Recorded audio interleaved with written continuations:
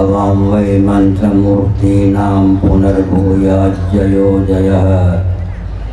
कलंको गोवधोद्भूतप्रभुराष्ट्रादपैतुनः भूयाद्भारतमस्माकमखण्डं धर्ममण्डितं स्वामिनां करपात्राणां वर्धतां धर्मसंहतिः। परमानंद समुद्रोल्लास निवासैकपूर्णिमा ज्योत्स्ने श्रीमद्करपात्र चरण सरसीर्व पादुके वंदे। संसिति सागर निपतल्लोक समुद्धार कारणीभूते श्रीमद्करपात्र चरण सरसीर्व पादुके वंदे। नामापिते च मधुरं मधुरं स्वरूपं कर्मापिते च मधुरं मधुरा स्मृतिश्च। बुद्धिं प्रबोधय प्रभो मधुबोधशक्तिं विद्यां प्रयच्छ परमां परिभावयामि। कोमलं कूजयन् वेणुं श्यामलोऽयं कुमारकः वेदवेद्यं परं ब्रह्म भासतां हृदये मम। कूजन्तं राम रामेति मधुरं मधुराक्षरम् आरुह्य कविता शाखां वन्दे वाल्मीकिकोकिलं। निगमकल्पतरोर्गलितं फलं शुकमुखादमृतद्रवसंयुतं पिबत भागवतं रसमालयं। मुहुरहो रसिका भुवि भावुकाः तृणादपि सुनीचेन तरोरपि सहिष्णुना अमानिना मानदेन कीर्तनीय सदा हरिः। नारायणाखिल गुरो भगवन् नमस्ते। शिवाय नमः शिवलिंगाय नमः। तन्मे मनः शिव संकल्पमस्तु। सर्वे भवन्तु सुखिनः।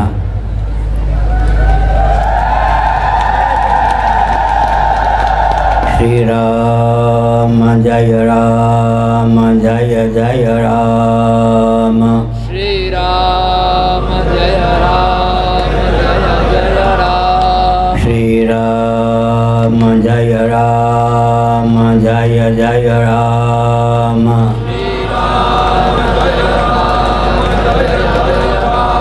श्री राम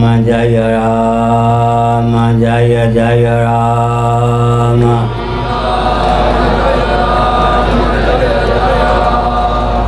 धर्म की जय हो, अधर्म का नाश हो, प्राणियों में सद्भावना हो, विश्व का कल्याण हो। गौ माता की जय हो, गोहत्या बंद हो, भारत अखंड हो। सर्वभूत हृदय धर्म सम्राट श्री स्वामी करपात्री जी महाराज की, श्री जगन्नाथ महाप्रभु की, श्री बलभद्र महाप्रभु की, भगवती सुभद्रा देवी की, चक्र सुदर्शन महाभाग की। हर हर महादेव। गोविंद जय।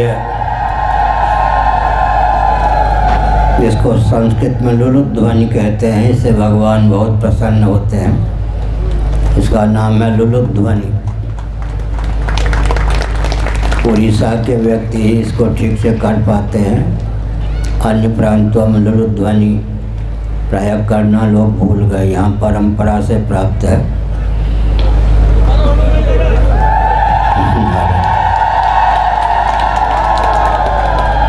गोविंद जय जय गोपाल जय जय।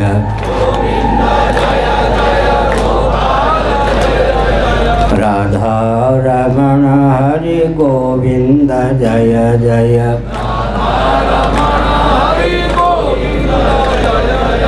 श्री कृष्ण गोविंद हरे मुरारे।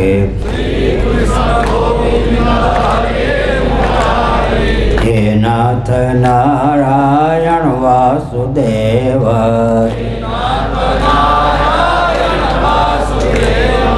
गोविंद जय जय गोपाल जय जय। राधा रमण हरि गोविंद जय जय।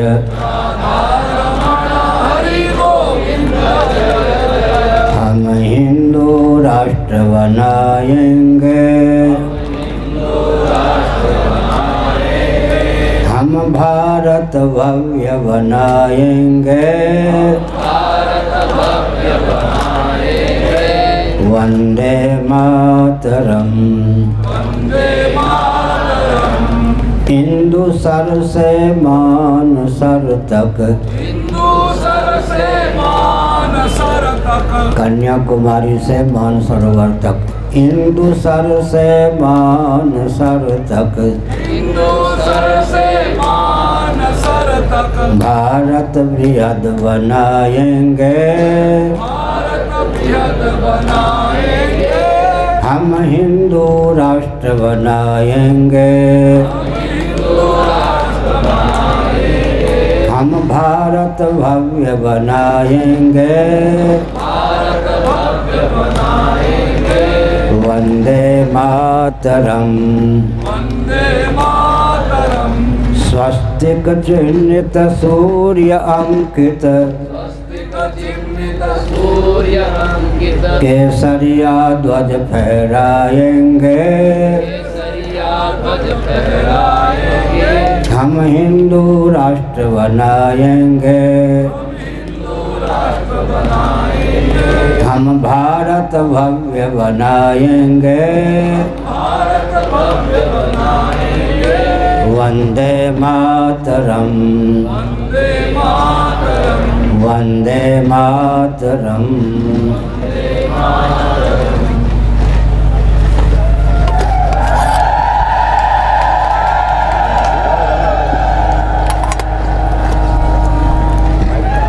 समुपस्थित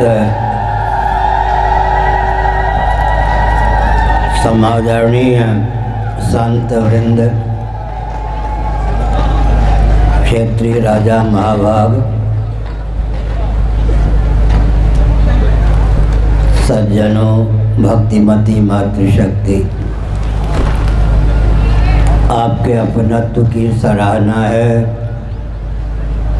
आपकी आस्था की सराहना है। भारत विश्व का हृदय है, साक्षात जगदीश्वर यहाँ जन्म लेते हैं, साक्षात जगत जननी जगदीश्वरी भी यहाँ जन्म लेती हैं। सौभाग्य प्राप्त है कि वे चाहें तो तपोबल से, भक्ति के प्रभाव से जगत पिता जगदीश्वर को भी लाला बना सकते हैं, जगत जननी को भी लाली बना सकते हैं। हम भगवान को जगत बनाने वाला और जगत बनने वाला दोनों ही स्वीकार करते हैं। हमारे भगवान जगत के अभिन्न निमित्तोपादान कारण हैं। आधुनिक भाषा में मेकर और मैटर दोनों ही हमारे भगवान सिद्ध हैं। वैशेषिकों ने ईश्वर का अस्तित्व स्वीकार किया है, नैयायिकों ने ईश्वर का अस्तित्व स्वीकार किया है, शेश्वर सांख्यवादी योगियों ने ईश्वर का अस्तित्व स्वीकार किया है। ये सब वैदिक हैं, ऋगादि वेदों को प्रमाण मानते हैं, लेकिन इनका ईश्वर जगत बना सकता है, जगत बन नहीं सकता। इनके मत के अनुसार भगवान जगत बना सकते हैं, जगत बन नहीं सकते, इसलिए साक्षात श्री रामकृष्ण आदि रूपों में अवतार भी नहीं ले सकते। क्रिश्चियन तंत्र ने भी ईश्वर का अस्तित्व स्वीकार किया है, मुस्लिम तंत्र ने भी ईश्वर का अस्तित्व स्वीकार किया है। उनका गॉड या ईश्वर भी जगत बना सकता है, जगत बन नहीं सकता, इसलिए साक्षात अवतार नहीं ले सकता। हमारे ईश्वर जगत बनाते भी हैं, जगत बनते भी हैं। इसलिए समय समय पर श्री राम कृष्ण आदि रूपों में, दुर्गा आदि के रूपों में अभिव्यक्त भी होते हैं। ईश्वर और ईश्वर में भी अंतर है। ध्यान देकर सुनिए, ईश्वर जैसा है वैसा ही है। वस्तु शक्ति ज्ञान की अपेक्षा नहीं रखती, परंतु मान्यता के आधार पर हम कह रहे हैं वेदादि शास्त्र सम्मत जैसा ईश्वर हमको सुलभ है, वैसा ईश्वर किसी अन्य ईश्वरवादी को स्वप्न में भी सुलभ नहीं है। हमारे भगवान निर्गुण निराकार होते हुए सगुण निराकार सर्वांतर्यामी हैं। सगुण निराकार होते हुए सगुण साकार भी सिद्ध हैं। इस तथ्य को जानने के लिए अपने जीवन की ओर झांकें। इस समय इस शरीर में संलग्नता की दशा में हम सगुण साकार हैं। स्वप्नावस्था में भावना की प्रगल्भता से हम शरीर प्राप्त करते हैं, सगुण साकार ही हो जाते हैं। गाढ़ी नींद जिसको सुसुप्ति कहते हैं, उसमें हम सगुण निराकार होते हैं। निरुपाधिक धरातल पर हम निर्गुण निराकार ही सिद्ध हैं। जैसे हम निर्गुण निराकार होते हुए सगुण निराकार हैं, सगुण निराकार होते हुए सगुण साकार हैं, वैसे ही भगवान जो कि विद्योपाधिक हैं, सर्वशक्तिमान हैं, समर्थ हैं, वे निर्गुण निराकार होते हुए सगुण निराकार हैं, सगुण निराकार होते हुए सगुण साकार भी हैं। श्रीमद् भगवद गीता के 4 अध्याय में भगवान श्री कृष्णचंद्र परमानंद कंद सुधा सिंधु मदन मोहन का एक वचन है, अजोपि सन् नव्ये आत्मा भूतानाम ईश्वरोपि सन्। इस श्लोक के आधार पर यह तथ्य सिद्ध होता है कि भगवान ने स्वयं को अज कहा, अव्यय आत्मा कहा। इन दो शब्दों का प्रयोग करके भगवान ने स्वयं को निर्गुण निराकार सिद्ध किया। भूतानाम ईश्वरोपि सन् प्रकृतिम स्वामधिष्ठाय कहकर भगवान ने स्वयं को सगुण निराकार सिद्ध किया। भगवान ने कहा, मैं पंचभूतों का नियामक हूँ, सभी प्राणियों का नियामक हूँ, प्रकृति का भी नियामक हूँ। इसलिए उन्होंने स्वयं को सगुण निराकार सिद्ध किया। हमारे भगवान निर्गुण निराकार होते हुए सगुण निराकार हैं, सगुण निराकार होते हुए सगुण साकार भी हैं। सगुण साकार भगवान की डटकर उपासना करनी चाहिए। उपासना परिपक्व हो जाने पर हमारे जीवन में उस बल और वेग का संचार होता है कि हम सगुण निराकार अंतर्यामी सर्वेश्वर की उपासना कर सकते हैं। सगुण निराकार परमात्मा की उपासना डटकर करनी चाहिए। सगुण निराकार सर्वेश्वर की उपासना जब परिपुष्ट हो जाती है तो हमारा चित्त स्वभावतः निर्गुण निराकार परमात्मा की ओर समाकृष्ट होता है। कोई कह सकते हैं कि इस रॉकेट, कंप्यूटर, एटम, मोबाइल के युग में ईश्वर की क्या उपयोगिता है और ईश्वर कौन है? केवल कल्पना का विषय ही तो ईश्वर नहीं है। इसका उत्तर ध्यान पूर्वक सुने। प्रत्येक अंश स्वभावतः अपने अंशी की ओर समाकृष्ट होता है। गुरुत्वाकर्षण का यह सार्वभौम वैदिक सिद्धांत है। पृथ्वी के कार्य वृक्षादि हैं, उनमें संलग्न पत्र, पुष्प, शाखा, प्रशाखा जब अपने उद्गम स्थान से च्युत हो जाते हैं तो अंशी पृथ्वी की ओर ही समाकृष्ट होते हैं। प्रत्येक अंश स्वभावतः अपने अंशी की ओर समाकृष्ट होता है। गुरुत्वाकर्षण का यह वैदिक सार्वभौम सिद्धांत है। जल की धारा निम्नगामिनी होती है, स्वभावतः उद्गम स्थान समुद्र की ओर समाकृष्ट होती है। अग्नि प्रज्वलित करते हैं तो अग्नि की ज्वाला स्वभावतः नभोमंडल में विद्यमान उद्गम स्थान आदित्य की ओर समाकृष्ट होती है। व्यष्टि प्राण पवन स्वभावतः समष्टि प्राण पवन की ओर समाकृष्ट होते हैं। घटाकाश स्वभावतः महाकाश की ओर समाकृष्ट रहता है। इन दृष्टांतों के बल पर डंके की चोट से यह तथ्य सिद्ध है कि प्रत्येक अंश स्वभावतः अपने अंशी की ओर ही समाकृष्ट होता है। ममैवांशो जीवलोके जीवभूत सनातनः। यहाँ विचित्र बात है, ममैव, मम के आगे भगवान ने एवकार का प्रयोग किया। भूत चतुष्टय या भूत पंचक का कार्य नहीं, मेरा ही अंश जीव है। भूत चतुष्टय पृथ्वी जल तेज वायु, भूत पंचक पृथ्वी जल तेज वायु आकाश का अंश नहीं, मेरा ही अंश है। और सनातन, सनातन है, अव्यय है, नष्ट होने वाला नहीं है। जीवो नित्यः, महाभारत भारत सावित्री। ममैवांशो जीवलोके जीवभूता सनातनः।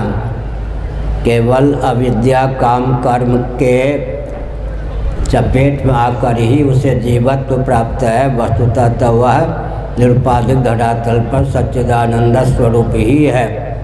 एक ही सच्चिदानंद स्वरूप परमात्मा विद्योपाधिक होकर मायोपाधिक होकर जगदीश्वर के रूप में स्वयं को उद्भासित करते हैं। अविद्योपाधिक होकर जीव के रूप में स्वयं को उद्भासित करते हैं। तमः प्रधान प्रकृति के द्वार से जगत के रूप में स्वयं को अभिव्यक्त करते हैं। त्रिगुणात्मिका प्रकृति या माया ही भगवान को जीव जगत जगदीश्वर तीनों रूपों में उल्लसित करती है। पंचदशी कार्य श्री विद्यारण्य स्वामी जी ने एक अनुपम तथ्य उद्भासित किया। सावधान होकर सुनिए। कोई भी शक्ति होती है अपनी विद्यमानता से अपने आश्रय शक्तिमान को सद्बुद्धि नहीं होने देती। यहाँ तक कि अपने कार्यों की विद्यमानता से भी अपने आश्रय शक्तिमान को या शक्ति को सद्बुद्धि नहीं होने देती। पंचदशी कार्य विद्यारण्य स्वामी जी ने एक उदाहरण दिया। मिट्टी में रहने वाली जो स्निग्धता नाम की शक्ति है वह अपनी विद्यमानता से मिट्टी को सद्बुद्धि नहीं होने देती। घट कुल्लड़ सकोरे आदि कार्यों की विद्यमानता से भी अपने आश्रय मिट्टी को सद्बुद्धि नहीं होने देती। इसका अर्थ है कि अद्वैत बना ही रहता है। अद्वितीयता सर्ग दशा में भी भगवान की कुंठित नहीं होती, लुप्त नहीं होती, सुप्त नहीं होती। सदैव सौम्यदमग्र आसित एकमेवा द्वितीयम। भगवान सजाति विजाति स्वगत वेद शून्य देशकृत कालकृत वस्तुकृत परिच्छेद विनिर्मुक्त सदघन चिदघन आनंद घन है। सदृश को लेकर सजाति भेद की प्राप्ति होती है, विसदृश को लेकर विजाति भेद की प्राप्ति होती है, अवयव को लेकर स्वगत भेद की प्राप्ति होती है। वट का कोई बीज फल है, उसमें सैकड़ों बीज हैं। वे सब बीज वट के फल को स्वगत भेद संपन्न सिद्ध कर देते हैं। कालांतर में वे बीज पृथ्वी आदि का योग प्राप्त करके अनुकूल योग प्राप्त करके जब वृक्ष के रूप में परिणत हो जाते हैं तो उन वृक्षों में सजातीय भेद की प्राप्ति हो जाती है। गोंद के माध्यम से, निश्चंद के माध्यम से, संस्कृत में गोंद को कहते निश्चंद, निश्चंद के माध्यम से विजातीय भेद की प्राप्ति हो जाती है। विजातीय भेद के मूल में सजातीय भेद, सजातीय भेद के मूल में स्वगत भेद काम करता है। तो हमने संकेत किया, क्या संकेत किया? हमारे भगवान जगत बनाते भी हैं, जगत बनते भी हैं। तदैक्षत सईक्षान चक्रे शोकामयत।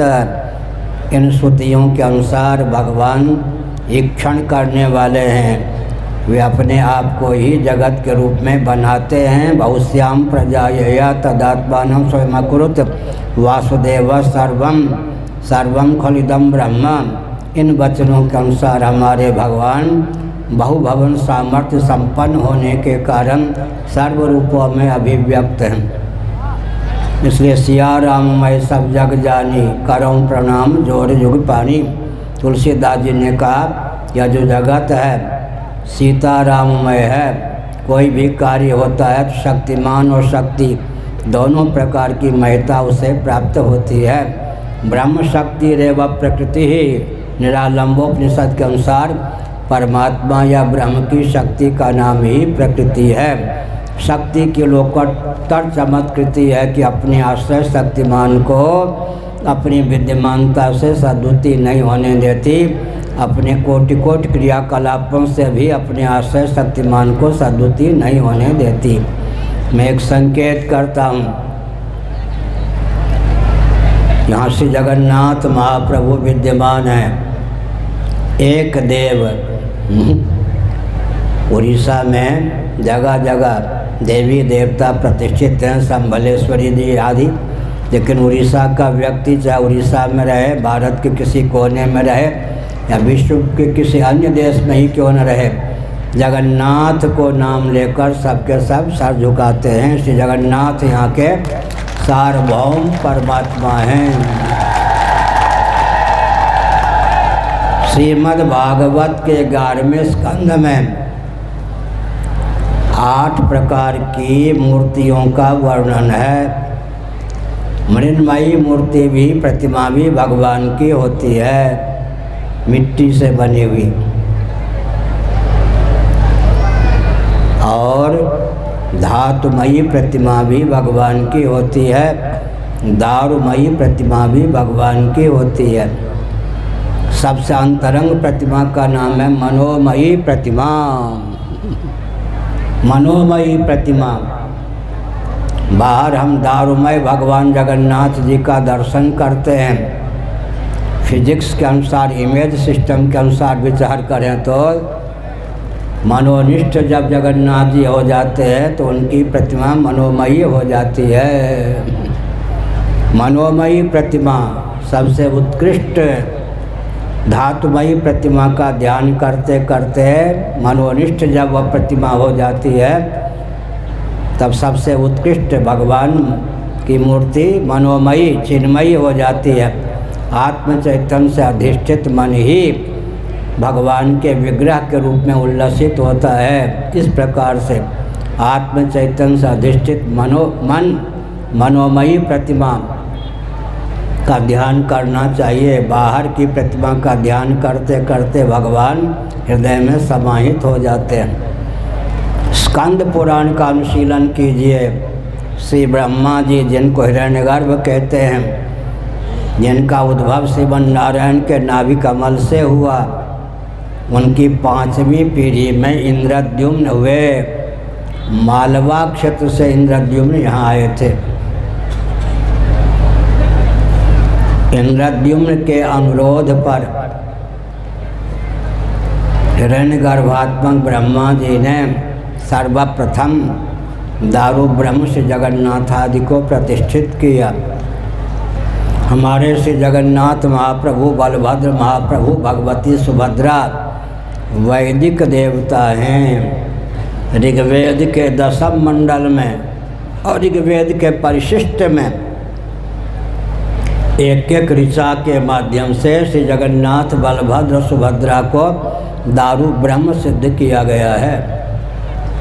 कोई कहे कि जगन्नाथ जी केवल भाव जगत में विद्यमान है, ऐसा नहीं। ऋग्वेद के 10वें मंडल में और ऋग्वेद के परिशिष्ट में 2 ऋचाओं के माध्यम से दारु ब्रह्म से जगन्नाथ, बलभद्र, सुभद्रा जी का वर्णन प्राप्त है। दारु ब्रह्म स्कंद पुराण में दारु का अर्थ किया गया है। दारु माने दुख, दर्द, वेदना को जो विदीर्ण कर दे उसका नाम है दारु।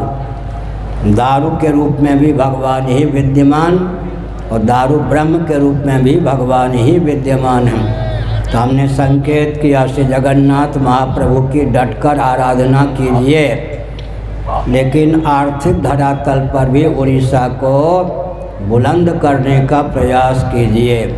ध्यानपूर्वक सुनिए, वन की कमी उड़ीसा में नहीं है, खनिज पदार्थों की कमी उड़ीसा में नहीं है। इस महायांत्रिक युग में खनिज पदार्थों के उपयोग की क्षमता भी प्राप्त है। उर्वर भूमि की कमी उड़ीसा में नहीं है, जल के स्रोत की कमी उड़ीसा में नहीं है, मीठा जल भी उड़ीसा में है और क्षार सिंधु भी उड़ीसा में है। आपको सुनकर आश्चर्य होगा, समुद्र के तट पर जगन्नाथपुरी है या नहीं? जहाँ कुआं खोदें, कूप खोदें, सरोवर बनावें, मीठा जल ही निकलता है। और वृंदावन यमुना के तट पर है, जहाँ जलाशय बनाए खारा जल ही निकलता है। भगवान के विचित्र महिमा। यमुना के तट पर वृंदावन में जहाँ जलाशय बनावे, कुआं खोदें, खारा जल ही निकलता है। मीठे जल की धारा यमुना जी हैं, कालिंदी हैं, लेकिन वहाँ मीठा जल का स्रोत नहीं है। और क्षार सिंधु के तट पर पुरी है, जहाँ जलाशय बनावे, कूप खोदें, मीठा जल ही निकलता है। भगवान की महिमा है या नहीं? वहाँ बांके बिहारी हैं, यहाँ जगन्नाथ जी हैं। हमने संकेत किया सज्जनों, हमने क्या संकेत किया? जगन्नाथ जी की आराधना कीजिए, लेकिन भावुकता, केवल भावुकता के चपेट में आकर आर्थिक धरातल पर दुर्बल मत रहिए, क्योंकि उड़ीसा की जो भूमि है वनांचल से भरपूर है। यहाँ वन बहुत हैं। आजकल आय के स्रोत वन को माना जाता है, पर्यावरण का स्रोत वन को माना जाता है। उर्वर भूमि है, कृषि योग्य भूमि है, मीठा जल भी सुलभ है। तो फिर गरीबी क्यों? यहाँ के धन का स्रोत कहाँ चला जाता है? खनिज पदार्थ भी भरपूर हैं यहाँ। तो खनिज पदार्थ से प्राप्त आमदनी कहाँ चली जाती है? इस पर भी ध्यान केंद्रित करें। उचित लाभ सबको मिलना चाहिए, लेकिन भौगोलिक धरातल पर उड़ीसा निर्धन प्रांत सिद्धि नहीं हो सकता है। झारखंड है, उड़ीसा है, भारत में समृद्धि की दृष्टि से भी सर्वोत्कृष्ट प्रांत ये सिद्ध हो सकते हैं। आय के स्रोत का दुरुपयोग न हो, शोषक वृंद जो हैं वो लाभ उठा करके यहाँ की भावुकता का दुरुपयोग न करें, यह भी आवश्यक है। साथ ही साथ स्वास्थ्य की दृष्टि से और सुरक्षा की दृष्टि से सैन्य प्रशिक्षण होना चाहिए। कराटे इत्यादि का प्रशिक्षण बचपन से प्राप्त करें। अपनी बेटी को, अपने बेटे को व्यायाम से जोड़ें, कराटे आदि का प्रशिक्षण करें, दें। आपको सुनकर आश्चर्य होगा। और आप जानते हैं कि झांसी की रानी का नाम आपने सुना है। ननिहाल में उसने प्रशिक्षण प्राप्त किया था। आवश्यकता पड़ने पर, अवसर आने पर उसने हथियार का भी प्रयोग किया। खूब लड़ी मर्दानी, वो तो झांसी वाली रानी थी। बुंदेले हर बोलों की हमने सुनी कहानी थी। इसलिए मातृशक्ति को भी बचपन से, बालिकाएं हों तब से अस्त्र शस्त्र का प्रशिक्षण मिलना चाहिए। माताओं सुन लो ध्यानपूर्वक। अभी हमने कहा कि आपको जो सौभाग्य प्राप्त है सनातन धर्म में सन्निहित होने के कारण, अन्य क्षेत्र की देवियों को, मातृशक्ति को वो सौभाग्य प्राप्त नहीं है। आप चाहो तो साक्षात जगदीश्वर को लाला बना सकती हो, आप चाहो तो साक्षात जगदीश्वरी को लाली बना सकती हो, आप चाहो तो सप्तर्षियों को जन्म दे सकती हो, कारक कोटि के मनुष्यों को जन्म दे सकती हो, योगा भ्रष्टों को जन्म दे सकती हो। महाराणा प्रताप शिवाजी जैसे शूरवीर राष्ट्रभक्तों को भी जन्म दे सकती हो। सनातन धर्म ने देवियों को जो अधिकार दिया है वो अन्यत्र कहीं भी मातृशक्ति को अधिकार प्राप्त नहीं है। मैंने संकेत किया।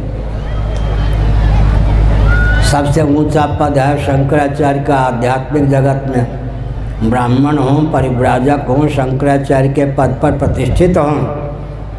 स्कंद पुराण काशी खंड के अनुसार अगर उनकी माता दृष्टिगोचर हो जाए, आसन से उठकर दंडवत प्रणाम करें। सबसे ऊंचा अधिकार मातृशक्ति को प्राप्त है। बचपन से इनको भी स्वास्थ्य की दृष्टि से प्रशिक्षण मिलना चाहिए, सुरक्षा की दृष्टि से भी, स्वास्थ्य की दृष्टि से भी। शील की रक्षा, स्वास्थ्य की रक्षा दोनों का ध्यान रखते हुए, लेकिन अस्तित्व और आदर्श की रक्षा के लिए मातृशक्ति को भी सैन्य प्रशिक्षण मिलना ही चाहिए।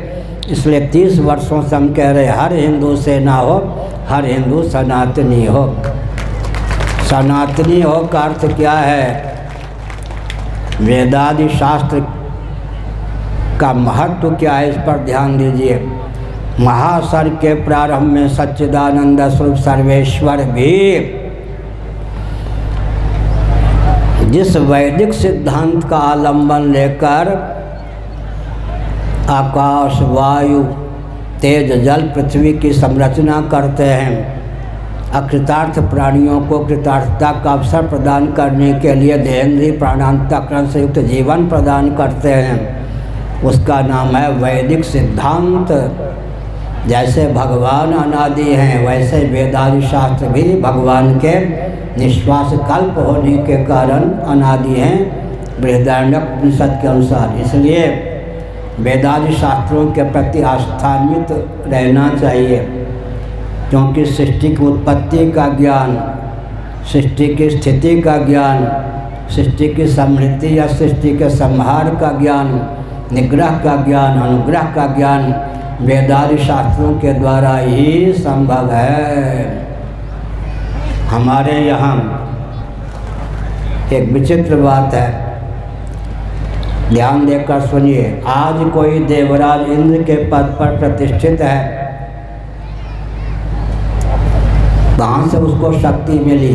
कभी न कभी आज जो देवराज इंद्र के पद पर प्रतिष्ठित हैं, कभी न कभी वे बृहद भारत में सतकुल में अश्वमेध याग में अधिकृत वंश में जन्म ले चुके थे।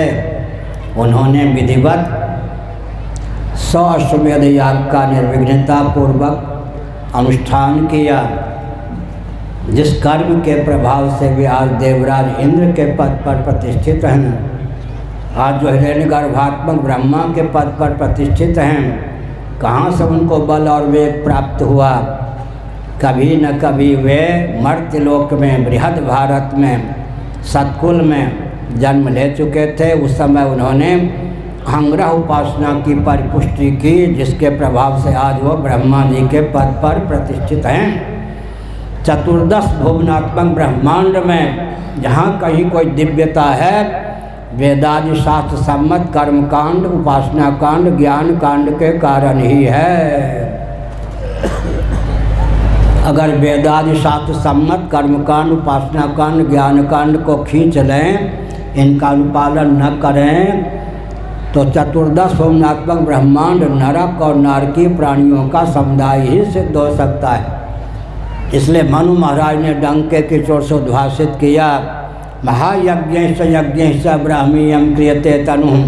यज्ञों के द्वारा, महायज्ञों के द्वारा, अंगन्यास के द्वारा, करन्यास के द्वारा, भूशुद्धि के द्वारा, भूशुद्धि के द्वारा देहेंद्रीय प्राणांतकरण में उस दिव्यता का आधान होता है कि व्यक्ति परमात्मा तत्व का अधिगम प्राप्त कर परमात्मा स्वरूप होकर ही शेष रह सकता है।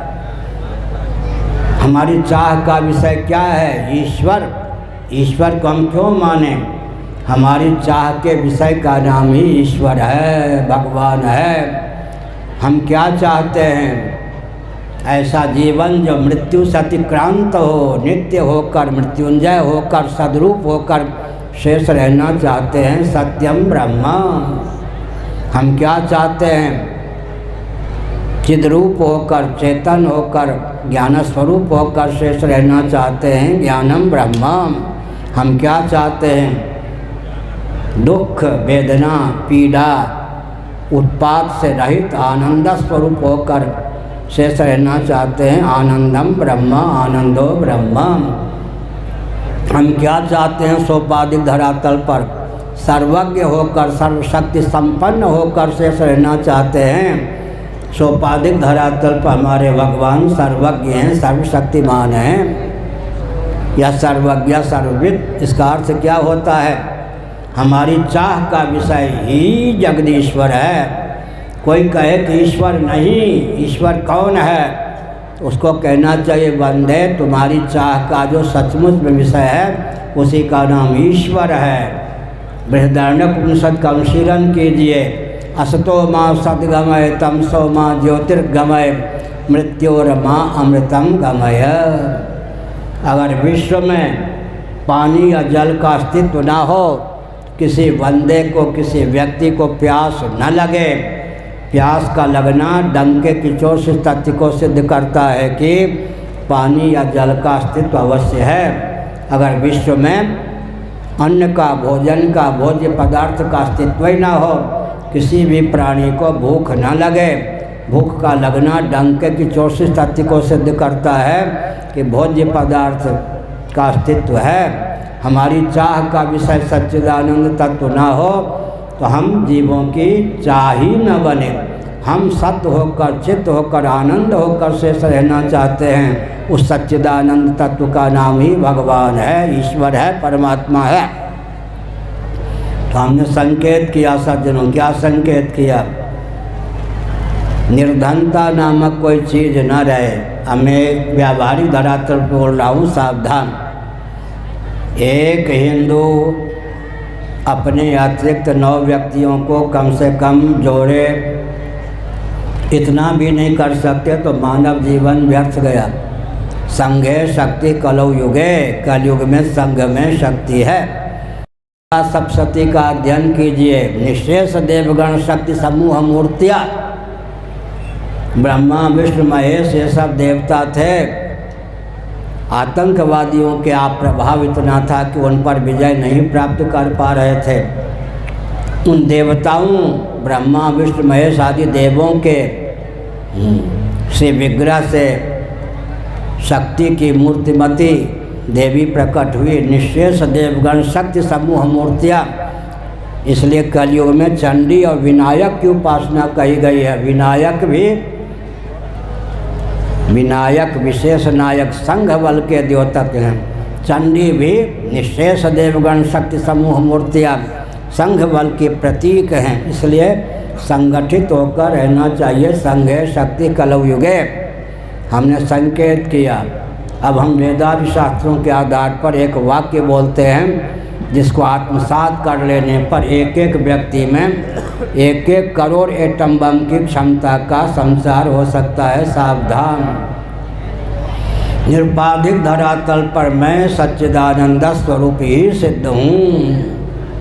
विद्योपाधिक होकर जगदीश्वर हूँ, अविद्योपाधिक होकर जीव हूँ। जीव होता हुआ प्राणी हूँ, प्राणी होता हुआ जंगम हूँ, जंगम होता हुआ मनुष्य हूँ, मनुष्य होता हुआ सनातनी वैदिक आर्य हिंदू हूँ, सनातनी वैदिक आर्य हिंदू होता हुआ ब्राह्मण क्षत्रिय वैश्य शूद्र स्त्री पुरुष कुछ और हूँ। समष्टि के साथ व्यष्टि को जोड़ें, अद्भुत क्षमता का उदय होगा। हमारे पुराणों में एक आख्यायिका है, एक इतिहास अंकित है। शौनक जी भोजन करने के लिए बैठे थे। भोजन परोसने वाले भोजन परोसना चाहते थे। इतने में कोई व्यक्ति तेजस्वी आता हुआ दिखाई पड़ा। भोजन परोसने वाले को धीरे से कहा, यह व्यक्ति भूखा लगता है, भोजन मांगेगा। मुस्कुराकर थोड़ी देर के लिए यूँ कर देना, मना कर देना। बड़ा तेजस्वी है, कुछ बोलेगा, शाप नहीं देगा, विवेकी है, कुछ बोलेगा। उसके बोलने से इसकी उपासना का मुझे ज्ञान हो जाएगा। उसकी उपासना का अंकन करके मैं प्रेम से बैठाऊँगा, सामने बैठा कर मैं भी भोजन करूँगा, ये भी भोजन करेगा। ऐसे हुआ। जब उस व्यक्ति को मना किया गया, उसने कहा तुम्हारे दरवाजे से वैश्वानर भूखे लौट रहा है, निराश लौट रहा है। मांडुक्य उपनिषद में वैश्वानर हिरण्यगर्भ प्राज्ञ का वर्णन है। अग्नि प्रधान हमारा आपका नाम है वैश्वानर समष्टि धरातल पर। सूर्य प्रधान हमारा आपका नाम है हिरण्यगर्भ। चंद्र प्रधान हमारा आपका नाम है प्रागेश्वर। शौनक जी ने कहा बस यही जानना चाहता था आप किसकी उपासना करते हैं, आप तेजस्वी हैं, आइए बैठिए हमारे साथ, सामने बैठकर भोजन कीजिए। उपासना के द्वारा दिव्य शक्ति का संसार होता है। और जीवन में अगर कोई असफलता मिले, सन्मार्ग पर चलते रहिए। कोई असफलता भी मिले तो धैर्य का त्याग मत कीजिए। आजकल मैं उदाहरण देता हूँ, बल्ब का आविष्कार जिसने किया थॉमस एडिसन, बल्ब का आविष्कार जिसने किया थॉमस एडिसन, अपने एक ही जीवन में 10,000 बार वो असफल रहे। उन्होंने असफलता का आगे घुटना नहीं टेका, उन्होंने बल्ब का आविष्कार करके दिखा दिया। इसका अर्थ क्या होता है? आप तो अपने जीवन में 2-4 बार असफल हुए होंगे। थॉमस एडिसन बल्ब का आविष्कार करना चाहते थे, 10,000 बार कम से कम वो 10,000 बार असफल रहे, फिर भी असफलता के आगे घुटना नहीं टेका तो बल्ब का आविष्कार करने में वो सफल हो गए। जीवन में असफलता हो, असफलता सफलता की सुदृढ़ नींव बन जाती है। इसलिए सन्मार्ग पर चलना चाहिए, सन्मार्ग पर सबके हित का ध्यान रखना चाहिए। एक व्यक्ति एक हिंदू परिवार से, मेरा कहना क्रियान्वित होना चाहिए, एक हिंदू परिवार से औसतन आस्थापूर्वक, बलपूर्वक नहीं, भावनापूर्वक 1 रुपया रोज निकले, इतना कर सकते या नहीं? एक हिंदू परिवार से 1 रुपया रोज निकले, 1 घंटा रोज निकले, नित्य निकले। हमको न रुपया दीजिए न समय दीजिए, अपने क्षेत्र को हर प्रकार से सुसंस्कृत, सुशिक्षित, सुरक्षित, संपन्न, सेवापरायण, स्वस्थ बनाने में उस रुपये का, समय का उपयोग कीजिए। समष्टि के लिए अगर कुछ नहीं है तो भगना पड़ता है। इतना भी नहीं कर सकते क्या? एक हिंदू परिवार से, इतनी गरीबी आजकल नहीं है, एक हिंदू परिवार से औसतन 1 रुपया रोज निकले, 1 घंटा रोज निकले, आस्थापूर्वक, स्वेच्छापूर्वक उस संपत्ति का, उस समय का उपयोग मठ मंदिर को केंद्र बनाकर या अपने घर को केंद्र बनाकर या किसी वट वृक्ष, पीपल वृक्ष को ही केंद्र बनाकर, पलक्ष या पाकर वृक्ष को ही केंद्र बनाकर अपने क्षेत्र को बुलंद करने में, हर प्रकार से स्वस्थ करने में, समृद्ध बनाने में उसका उपयोग करना चाहिए। ये जो हिंदुओं के मठ मंदिर हैं, उड़ीसा तो मठों का प्रांत है, मठ मंदिर हैं। ये शुचिता अर्थात शुद्धता, स्वच्छता, सुंदरता, शील और स्नेह से संपन्न व्यक्ति और समाज की संरचना में इनकी भूमिका होनी चाहिए। आजकल गिने चुने व्यक्तियों की आस्था और जीविका के केंद्र बन कर के ही हमारे मठ मंदिर रह गए हैं। इनका उद्देश्य क्या होना चाहिए? शुचिता, स्वच्छता, शील और स्नेह से संपन्न व्यक्ति और समाज की संरचना में मठ मंदिर का उपयोग होना चाहिए। 80% अपने क्षेत्र की समस्याओं का समाधान मिलजुल कर लीजिए, सरकार के ऊपर मत निर्भर रहिए। समझ गए?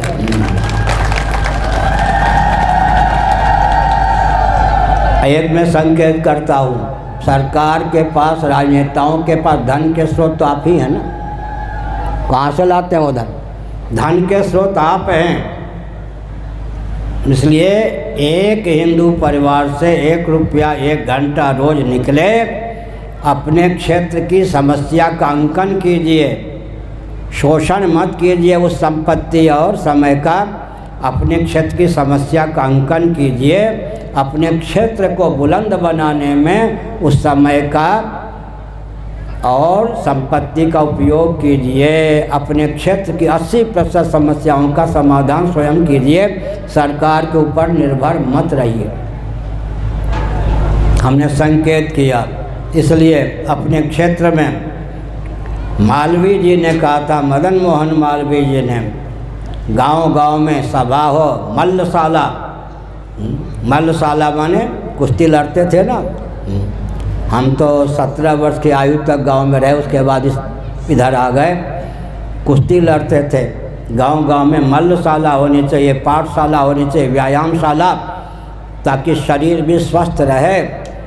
मिट्टी, पानी, प्रकाश, पवन, आकाश का संघात है शरीर।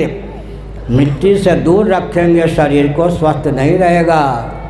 पाउडर के बल पर शरीर कोई स्वस्थ नहीं रहता, क्योंकि पृथ्वी का कार्य है शरीर पार्थिव प्रधान, पृथ्वी प्रधान पार्थिव शरीर है, इसलिए मिट्टी का योग होना चाहिए।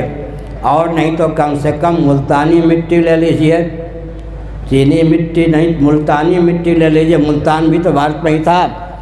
अपने क्षेत्र की पवित्र मिट्टी लीजिए, स्नान मिट्टी के द्वारा कीजिए।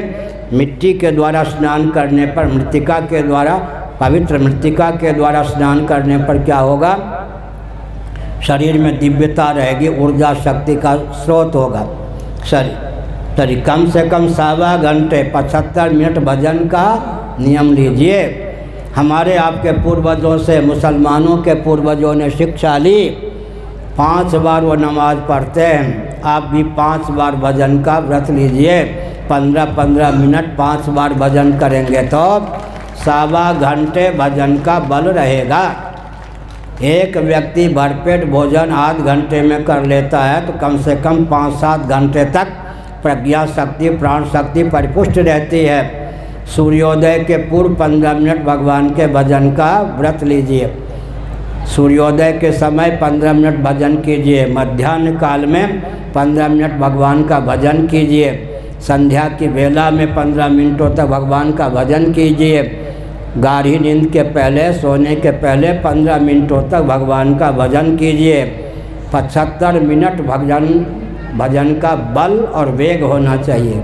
और एक संकेत करता हूँ, किसी कारण 4 बार भजन ना भी बन सके, नींद के पहले, गाढ़ी नींद के पहले 15 मिनटों तक भजन कीजिए। भजन क्या हो करेगा? सत्वगुणी मनोवृत्ति में भजन प्रविष्ट हो जाएगा और वो भजन ऊपर से निद्रा के द्वारा, तमोगुण के द्वारा आच्छादित हो जाएगा।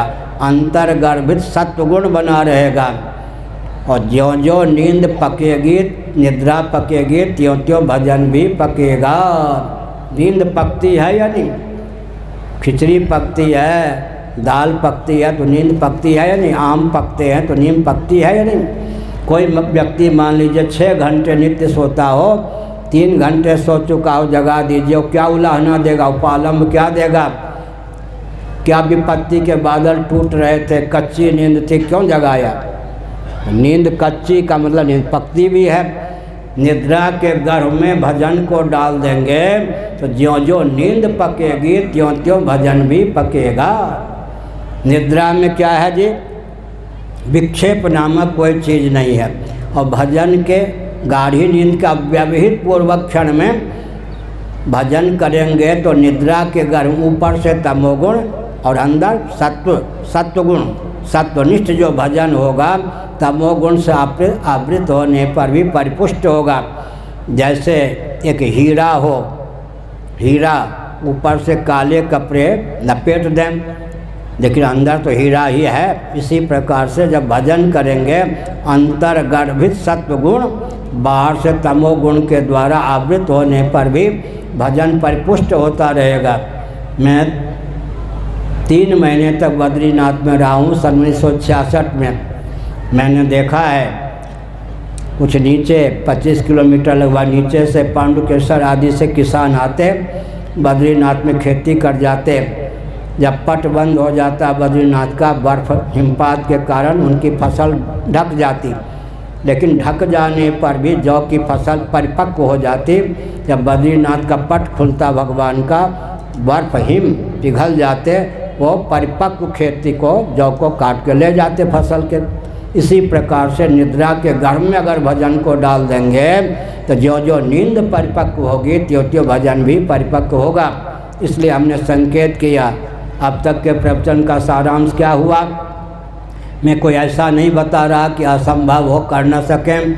24 घंटे में 75 मिनट भगवान के भजन का बल हो, यहाँ तक कि भगवान के लिए ही जीवन समर्पित हो। तदर्थे खिल चेष्टितम यत् करोसि यदश्नासि यज्जोहोसि ददासि यत् तपस्यसि कौन्तेय तत्कुरुष मदर्पणम। ध्यान देकर सुनिए। आप सनातनी हैं ना, आपके यहाँ भोजन बनता है, भगवान को भोग लगाने के लिए बनता है या नहीं? तुम ही निवेदित भोजन करी। हमारे यहाँ तो भगवान को भोग लगाने के लिए ही भोजन बनता है। भगवान को स्नान कराने की पात्रता, चित्रपट को पूजन चित्रपट का पूजन करने की क्षमता अर्जित करने के लिए हम स्नान करते हैं। हमारा स्नान भी भगवान से जुड़ा हुआ है। भगवान को भोग लगा करके भोजन करते हैं, हमारा भोजन भी भगवान से जुड़ा हुआ है। भगवान को योग निद्रा लाभ करा करके हम सोते हैं, हमारा सोना भी भगवान से जुड़ा हुआ है। और जग कर भगवान का नाम लेते हैं, फिर क्या करते हैं? भगवान को जगाने के लिए हम जागते हैं। हमारी सारी चेष्टा तदर्थे खिल चेष्टितम यत् करोसि यदश्नासि यज्जोहोसि ददासि यत् तपस्यसि कौन्तेय तत्कुरुष मदर्पणम। मैं एक संकेत करता हूँ। भारत में 2 राजकुमार हुए। एक का नाम था महावीर, एक का नाम था गौतम बुद्ध। एक बिहार के क्षेत्र में, एक नेपाल की तराई में। उस समय में दोनों राजकुमार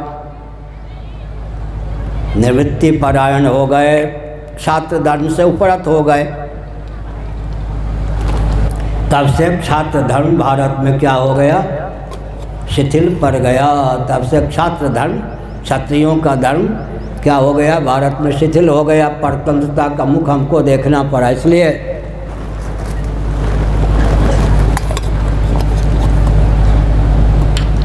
हमारे यहाँ युद्ध भी धर्म है। क्षत्रिय जो युद्ध करते हैं उसका नाम भी धर्म है।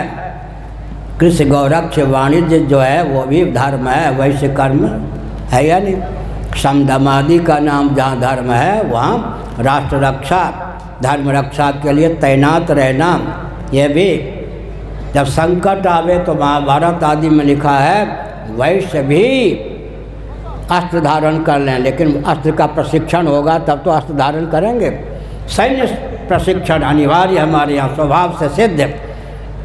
परशुराम जी युद्ध करने में भी आगे थे या नहीं? शास्त्रज्ञ भी थे, युद्ध करने में भी आगे थे। द्रोणाचार्य क्षत्रियों को भी धनुर्वेद कौन सिखाते थे? द्रोणाचार्य ने सिखाया है या नहीं? इसलिए हमने संकेत किया। धनुर्वेद में भी पारंगत होते थे। बहुत बढ़िया।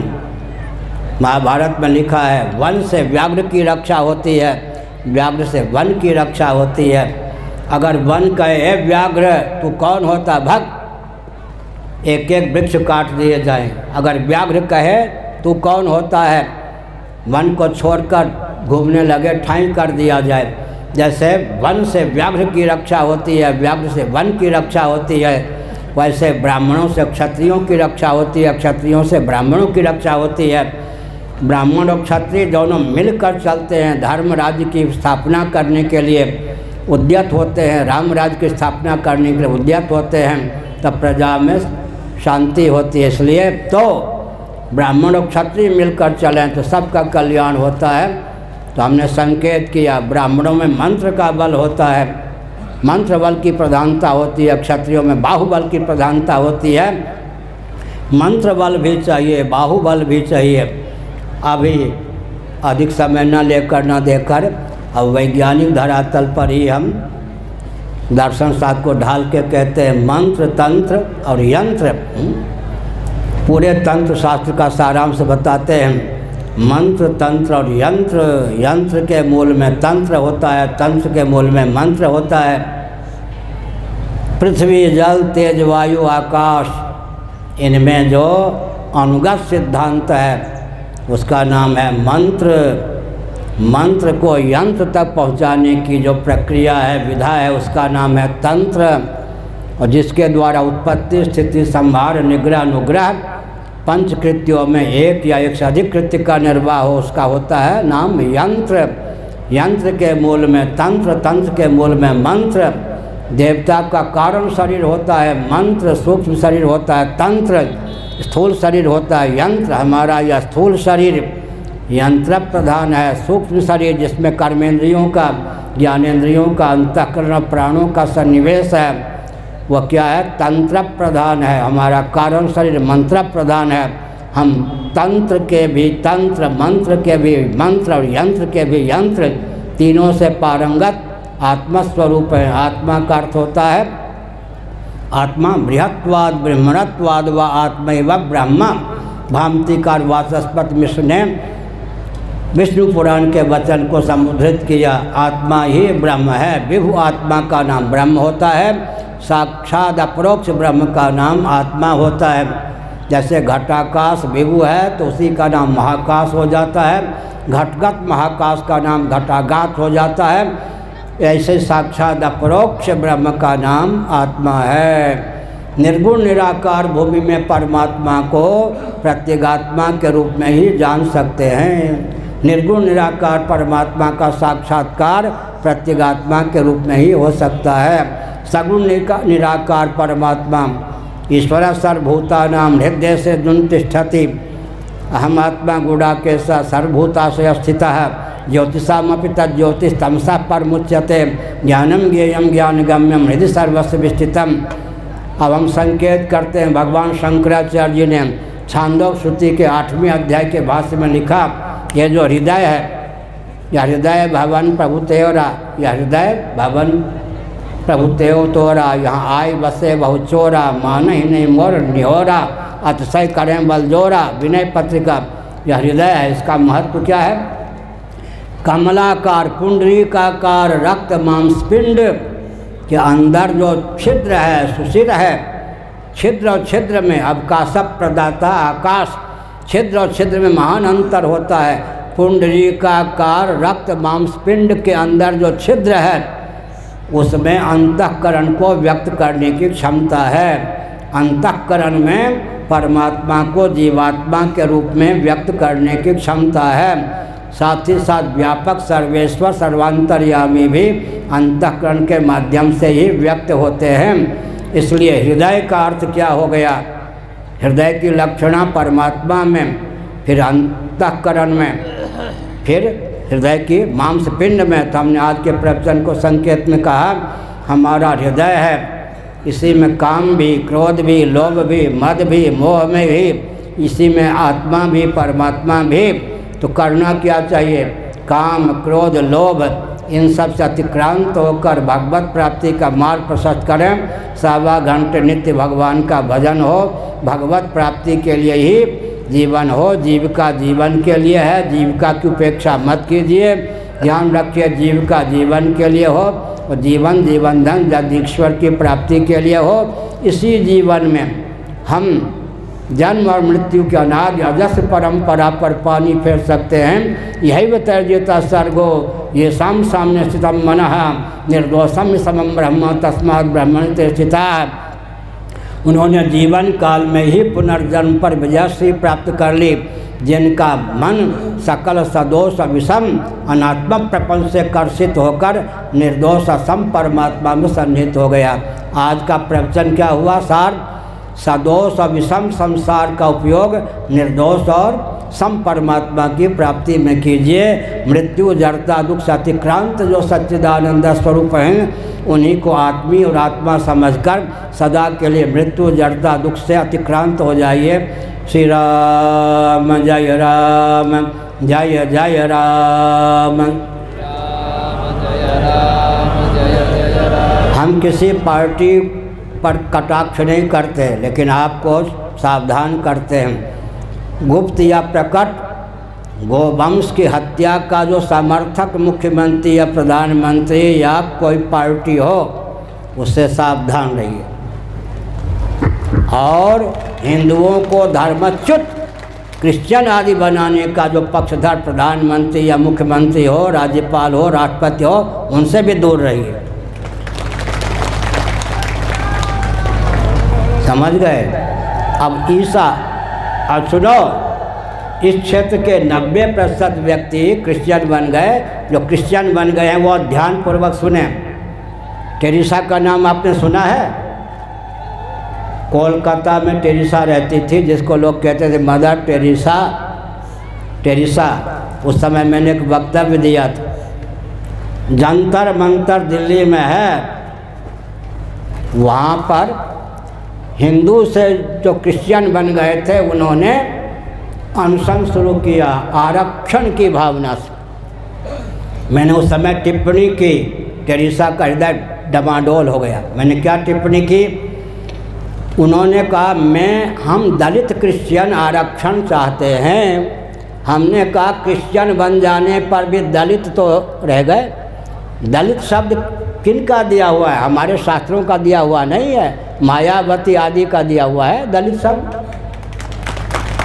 क्रिश्चियन बन जाने पर भी आपने एडजेक्टिव विशेषण प्रयोग किया दलित क्रिश्चियन, और आपकी निर्धनता दूर हो गई होती तो आरक्षण के लिए मांग क्यों करते?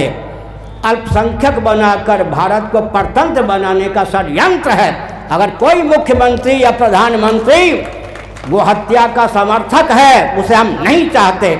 ना वो प्रधानमंत्री रहे, ना मुख्यमंत्री रहे, ना राष्ट्रपति पद पर बैठने का अधिकारी वह व्यक्ति है, ना राज्यपाल पद पर प्रतिष्ठित होने का अधिकारी है, ना वह व्यक्ति ना कमिश्नर हो सकता है, ना कलेक्टर हो सकता है। हिंदुओं को अल्पसंख्यक बनाने का प्रयास मत कीजिए।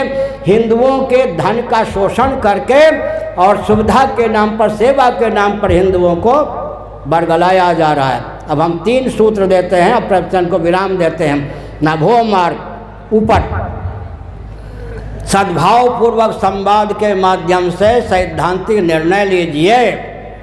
भूमार्ग में सेवा का प्रकल्प चलाइए, भूगर्भ मार्ग में सेना का प्रकल्प चलाइए। समझ गए?